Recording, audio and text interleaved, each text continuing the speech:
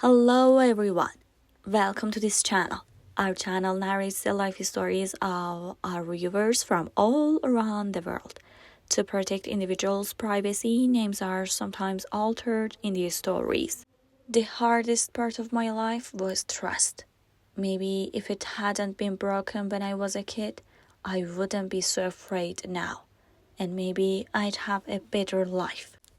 My dad worked in a factory, and while we weren't poor, we weren't rich either. My mom was often impatient, and she wasn't very keen on taking care of kids, and my dad was the same way. They treated me normally, but they didn't pay much attention to a lot of things. Things that, if noticed, might have saved me and prevented my life from falling apart. On normal days during my childhood, when I really wanted someone to play with me, no one would. One day, I went to my mom with a new toy my dad had bought for me, asking her to play. She had her head buried in a notebook, clearly working. Both my parents worked, and whenever I'd go to either of them, they say they didn't have time to play. This happened so many times that I eventually stopped asking. I spent most of my time in my room and rarely went outside. No one really checked on me, as if my isolation was more convenient for them. When I started school, no one paid much attention to my studies. They cared about my grades but didn't help me learn how to get good ones. I struggled with math, and they would always scold me for it. But it wasn't intentional. I wanted to do well, but didn't know how. One day, after getting a failing grade in math, I nervously handed my test paper to my mom. She frowned at it and finally said, "Dorsa, you'll never amount to anything like this." She always said that to me. At first, it didn't matter much, but over time, those simple words started to hurt deeply. It was as if I had truly accepted that I was dumb and would never have a bright future. I became scared to show her my test papers. I would hide them just to avoid hearing those words again and again or getting punished. One day, when I came back home from school, I found a new person in our house. He was sitting with my parents, talking and laughing. When my parents saw me, they didn't react much. But that man, he was really friendly. He even invited me to sit next to him. It was the first time that anyone had been so warm to me. At first, I was scared to approach him and just stood there. Because I was silent and standing still there, my mom scolded me, "Dorsa, don't be rude. Come here." With my mom's words, I reluctantly went over and sat next to him. He looked me over from my hair to my toes and complimented everything. But when I didn't go to him right away, my mom gave me a harsh look, like I'd have to answer for it later once he was gone. He didn't let me go to my room, and even when my mom told me to go, he held me tight in his arms and said I had to stay with him. I only caught his last name, Khiyabani, from their conversation. At first, I had a bad feeling about him, but he was so kind that I wanted to talk to him more. They were talking about work, and I didn't understand any of it. But I did gather that Mr. Khiyabani owned the factory where my dad worked, and my mom was his accountant. That's about all I picked up. Mr. Khiyabani soon left, and my mom forgot to scold me about my grades. As soon as she was distracted, I quietly slipped away to my room so she wouldn't remember what I'd done. A few days later, one night while I was in my room, my mom came in and told me a few things, as she put it, just to make things clear. We were having guests that night, and Mr. Khiyabani and his family were coming over. She told me to make sure I greeted them properly and not to stare at them like a deer in headlights when they asked me to come over. To be honest, I was a little excited to see Mr. Khiyabani again because he was the only person who seemed to like me. That night, when they arrived, I quickly came out of my room so he could see me. As expected, he was just as warm as the first time, and even his wife treated me well. They had a son, a bit taller than me, who quietly watched me. His wife paid a lot of attention to me and eventually asked me to take their son Sohail to my room to play. Sohail was a bit quiet and shy, like me. When we got to my room, he didn't touch anything at first. I didn't know how to connect with him, so I just dumped out my toys and told him to play with them. But gradually he loosened up and started talking more. He realized that I wasn't very social. He invented games and then invited me to join in. We had a great time together then.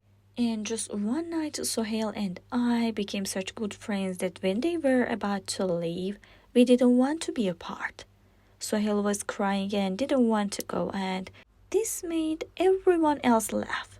One day, while I was walking alone to school, I saw Sohail and his father. Sohail's father approached me warmly and patted my head. He asked, "Why are you alone, my dear? Do you always come by yourself?" I nodded, and he smiled and took my hand.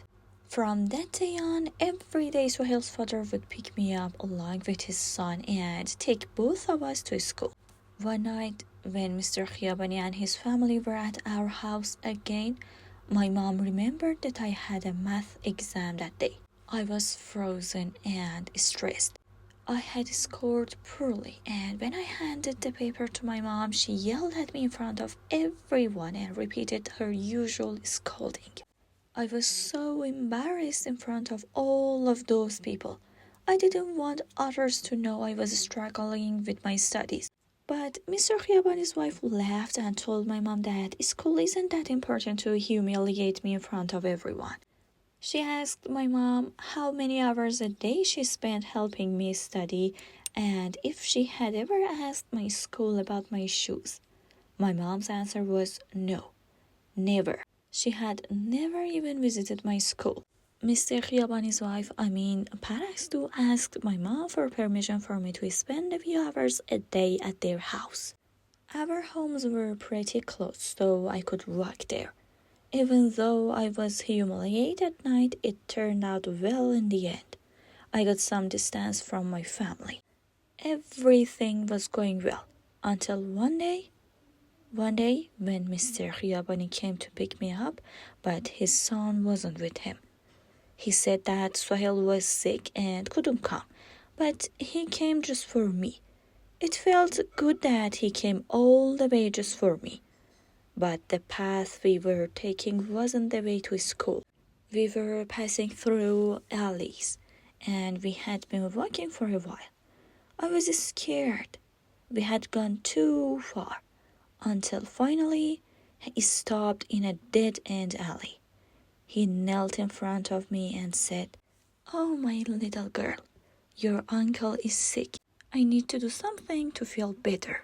I was surprised by what he said. How could I possibly help him?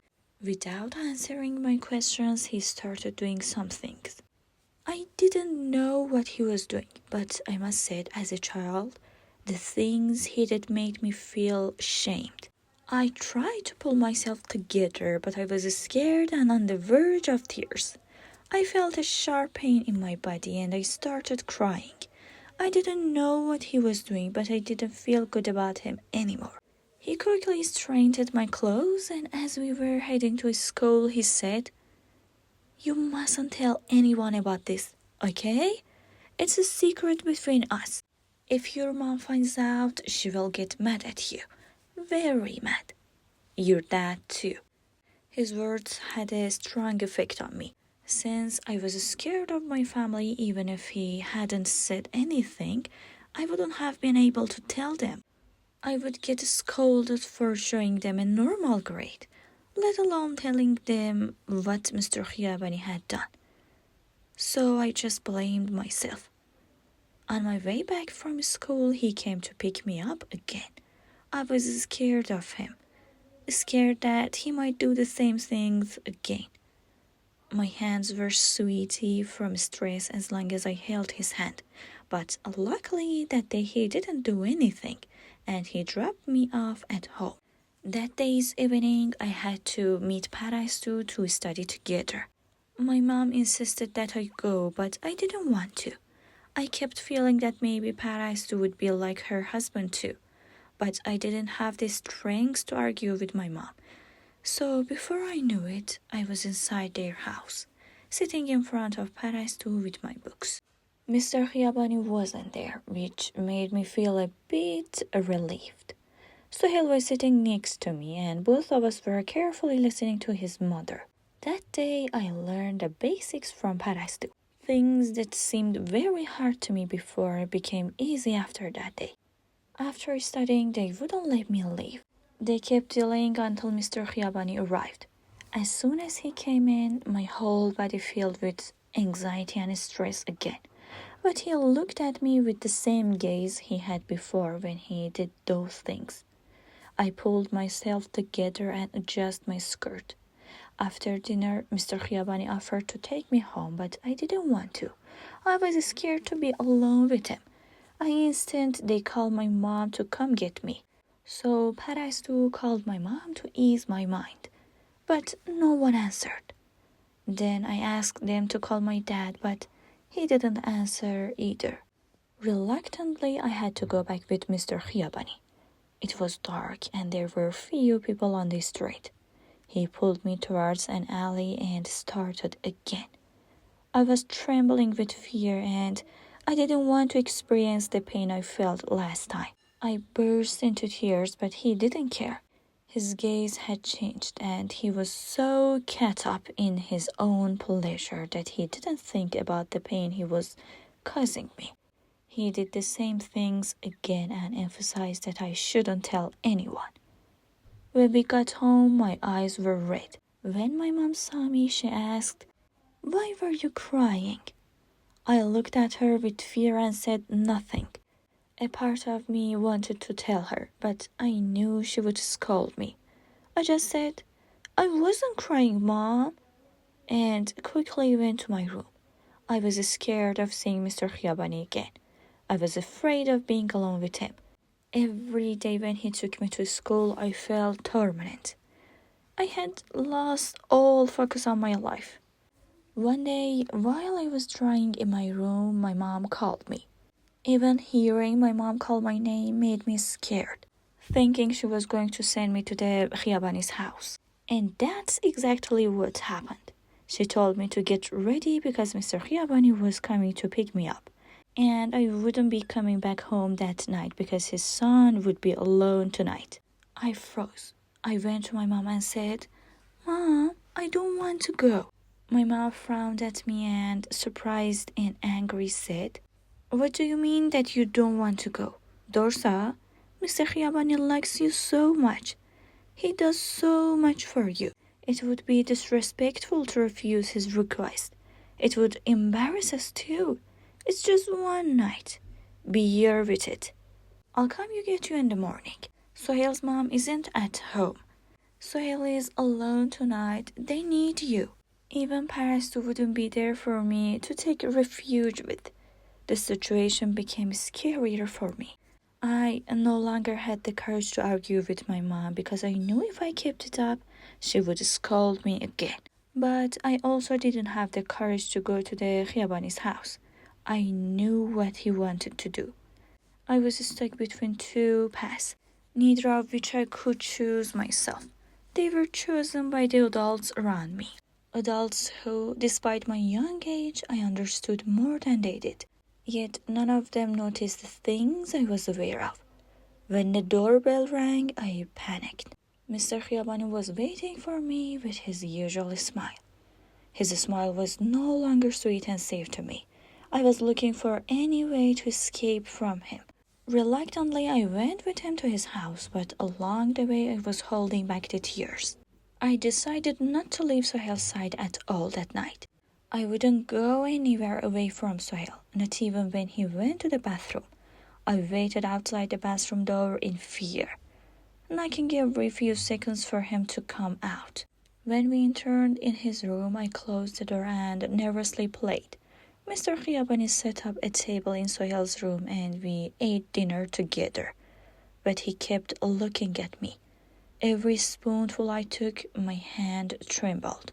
After the dinner, Sohail was very sleepy. I shook his hand and said, "Sohail, please don't sleep. Let's play, okay?"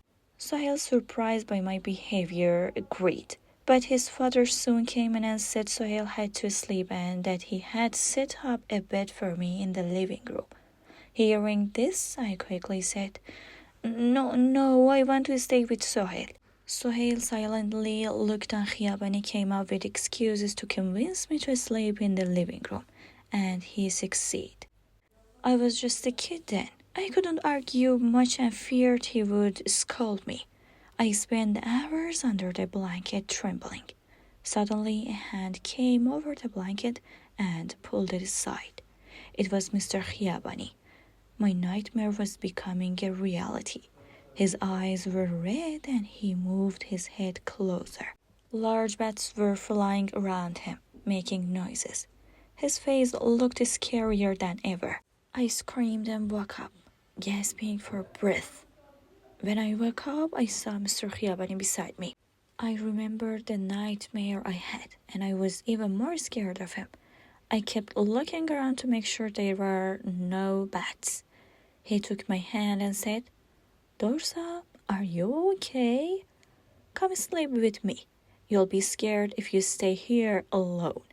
I quickly pulled my hand away and stuttered. No, I'm fine here." He grabbed my hand again and said, "But you're scared. Let's go to my room so you won't be alone." He got up and started pulling me along with him. I resisted, but I wasn't strong enough. I cried and told him I didn't want to go with him, but he didn't listen. When I resisted more, his anger started showing in his actions. He pulled me roughly towards the room, dragging me behind him. Along the way, I kept hitting his arm with my fist, but it didn't help. He threw me into the room and locked the door behind him. When he turned back to look at me, I saw a different expression in his eyes. He was angry and frowning. I was even more scared of his frown. I slowly backed away and he pointed a finger at me threateningly, saying, "If you make a sound or say anything, you know what will happen." He glanced outside, then closed and locked the door again. He quickly came towards me, lifted me off the ground and threw me onto the bed. I was crying silently. I wasn't strong enough to stop him. I was much smaller compared to him, not even the size of his leg. He did strange things. He had a piece of ice in his hand. I was crying out in pain. In the end, I screamed so much that he covered my mouth with a cloth. After that, no sound came out of me anymore. My hands were tied so I wouldn't move, and after he was finished, he united them. I was crying while trying to put on my clothes, but he didn't let me. He threw my clothes to the corner. I backed away and held my hands in front of me. Seeing that, he seemed to enjoy it more because he lay down and said that I should come towards him. Reluctantly, I went towards him. If I resisted, he would pull me closer. I was just crying and trembling. At the crack of dawn, he told me to put my clothes on. While I was getting dressed, he started again and a sharp pain spread through my body. I had become numb and didn't even cry anymore. I was just sad. That night, I couldn't sleep at all. I stayed awake out of fear, and Mr. Khiabani was awake too, enjoying himself. In the morning, I kept asking him to call my mom, but he didn't listen and said he would take me himself. I didn't move away from Sohail. When Sohail went to the bathroom, he grabbed my hand and pulled me towards him. He looked at me with a frown and harshly said, "When I say I'll take you myself, you say yes, sir. Don't be so obvious in front of others." It was the first time I saw this side of him. It was like he was just pretending to be nice. I was holding back tears and didn't say anything, but I didn't give in. As soon as Sohail came back, I kept asking him to call my mom. Finally, he gave in and agreed to call. I was so happy, but after 5 rings, no one answered. Tears welled up in my eyes. Sohail looked at me, crying with surprise, and laughed. Dorsa, I didn't think you'd be such a crybaby. His words hurt. I wasn't a crybaby. I was just scared of what was happening. No matter how many times we called, no one answered. In the end, he said he would take me himself. Unfortunately, we went back to the same way, and once again, he took me to the same alley. Along the way back, he taunted me. So you scared, huh? Now I'll show you. So you will learn to listen to me when I say something. His threats kept playing in my mind, making me cry even harder. He pushed me against the wall and I fell hard to the ground. At the moment, I wanted my mom. At least she didn't hit me. Sure, she said hurtful things, but she didn't hit me. He came towards me and lifted me by my hair. I was aching from the night before. He repeated what he had done before, and I experienced the same pain all over again. The alley was deserted, and most of the houses were abandoned. Out of fear, I couldn't make a sound, and no one noticed us. When we got home, my clothes were dirty and my hair was messy. My cheek was red, and when my mom saw me, she got a little scared. But Mr. Khiabani acted completely normal and smiled. He said, I'm so sorry, your kid slipped and hit the wall on the way here. I let go of her hand for just a second. She's so playful. She can't stay still. My mom frowned, and his words didn't ease her frown. She thanked him and dragged me inside the house. She looked at me with surprise, but I had a lump in my throat. Being back in our own home made me feel a little better, but I was still stressed about seeing Mr. Khiabani again. My mom turned me around and examined my whole body. How did you fall like that? Did Sohail bite you? The memory of last night terrified me again. I didn't know what to say. If I said it was Mr. Khiabani, he'd come after me again and worse things would happen to me for sure. She shook me and demanded an answer. When she got angry, I froze up even more. Out of desperation, I nodded yes, and she said, Could it be that Sohail did all this to you? I didn't say anything again. Poor Sohail. I locked myself in my room until night and didn't come out. My mom's only reaction was at that moment. After that, she didn't come near me again. It seemed like she got used to it. In the morning, when I tried to get up for school, a sharp pain shot through my body. When I put my feet on the floor, it felt like there was a rock inside me. I took a few steps, and the pain was still there, even worse. I got scared. I felt like it was because of what happened yesterday. If I reacted in front of my mom, she'd notice. But the pain was so intense that tears started to fall. I wiped my eyes and slowly peeked into the kitchen. I took small steps and walked with my legs apart. Unfortunately, as soon as my mom saw me, she knew I wasn't feeling well. Worried, she came towards me and checked my body again. This time, she was stressed and didn't yell. She kept asking what had happened and what was wrong. I was in so much pain that I finally spoke. Mom, my body burns. Her question shocked me. She asked, Don't you wash yourself after going to the bathroom? I said, I do.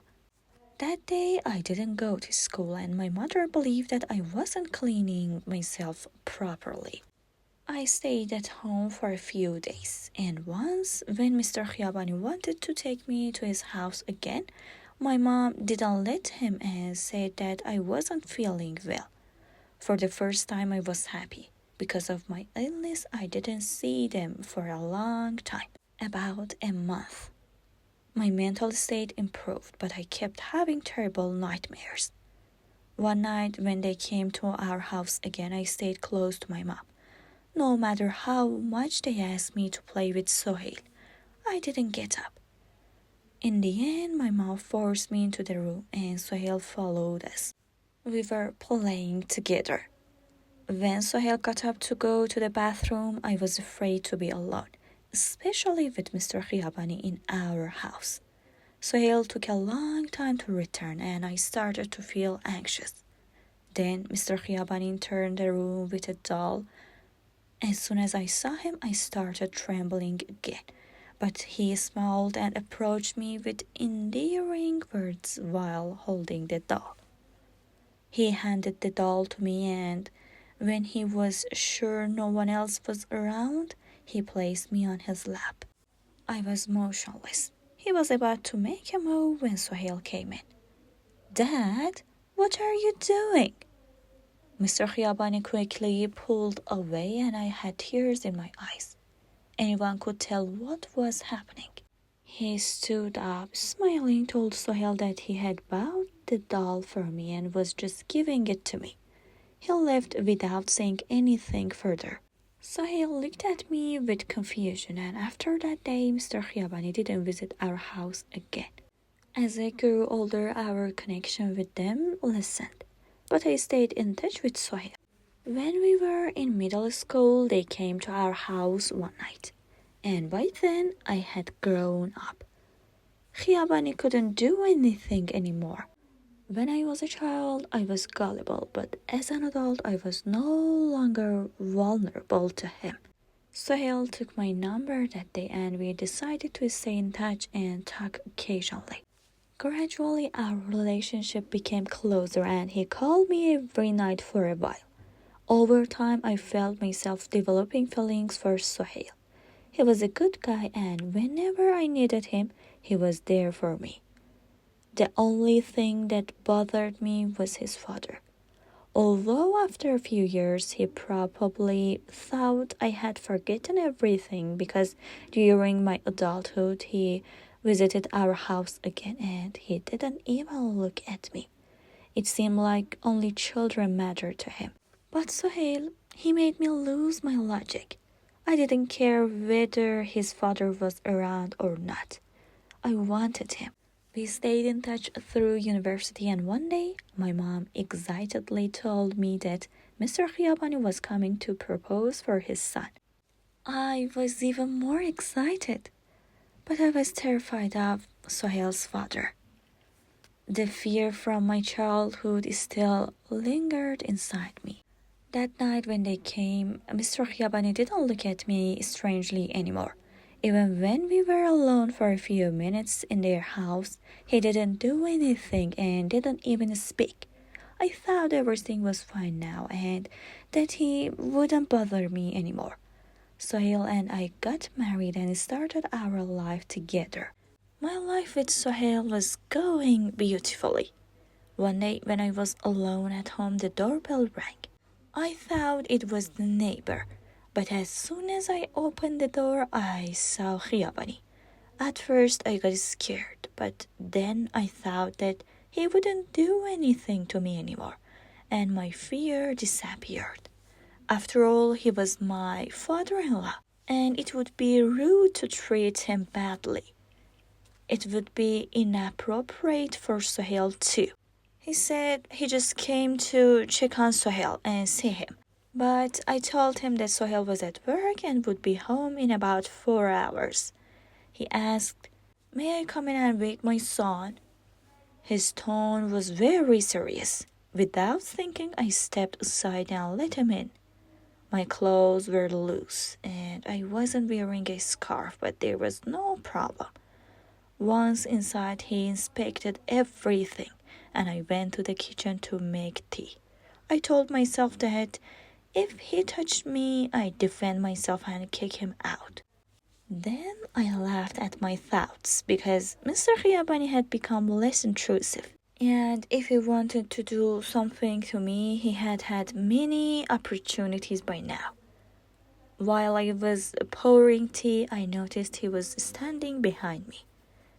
The tray slipped from my hands and fell to the floor. My body froze again. All the thoughts I had about defending myself vanished. With his movements, my mind went blank, and the same feeling I had as a child returned. Suddenly, I snapped out of it. I grabbed his hand and pushed him away.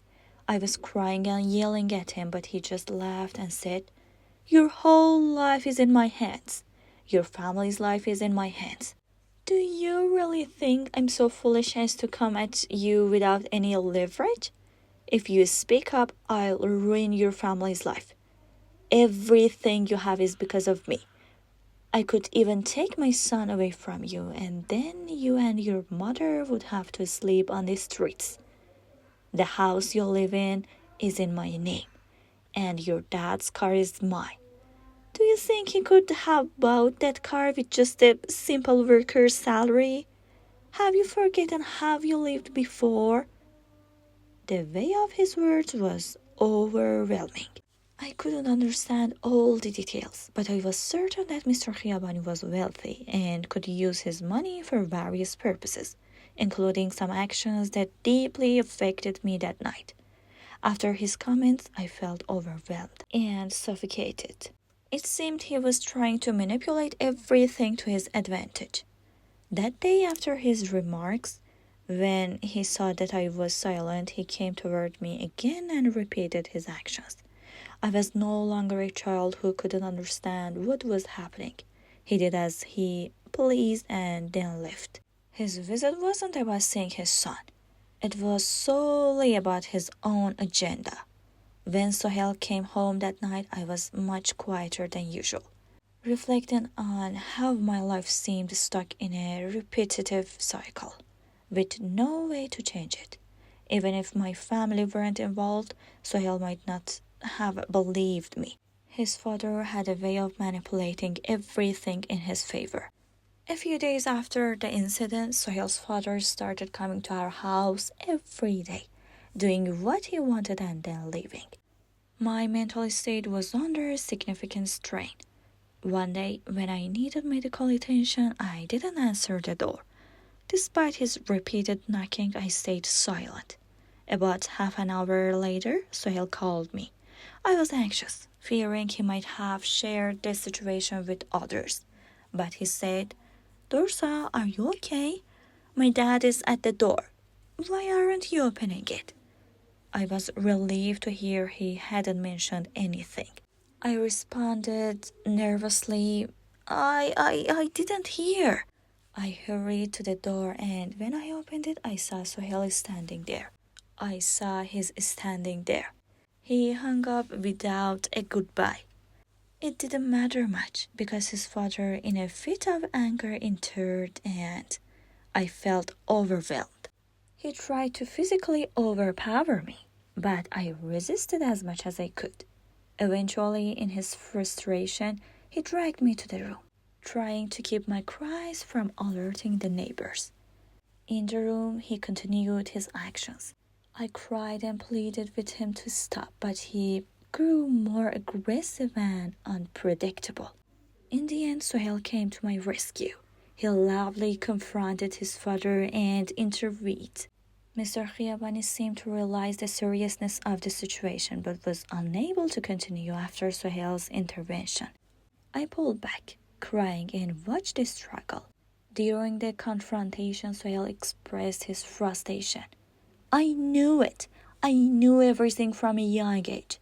Your true nature became clear to me then." I wasn't sure which day he was referring to, but Mr. Khiyabani left the house. Sohail sat down with me and asked various questions, such as how long his father had been coming to our house and how long he had been inappropriate with me. I described everything with significant censorship.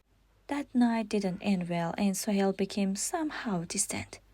Bill lost contact with his family, and he didn't even call his mother. When I suggested he should at least call his mother, he would say, "She's just like my father." Yet, Mrs. Parastu seemed like a good person, and I didn't know why he felt that way. Mr. Khiabani and his wife were no longer around us, and he didn't act on any of his threats, leaving us alone. Years have passed since then, and the only person who stood by me through these difficulties was Sohail. Despite his initial distance, I will never forget that he was the only one who believed in me and listened to me. He took on responsibilities that my own family should have.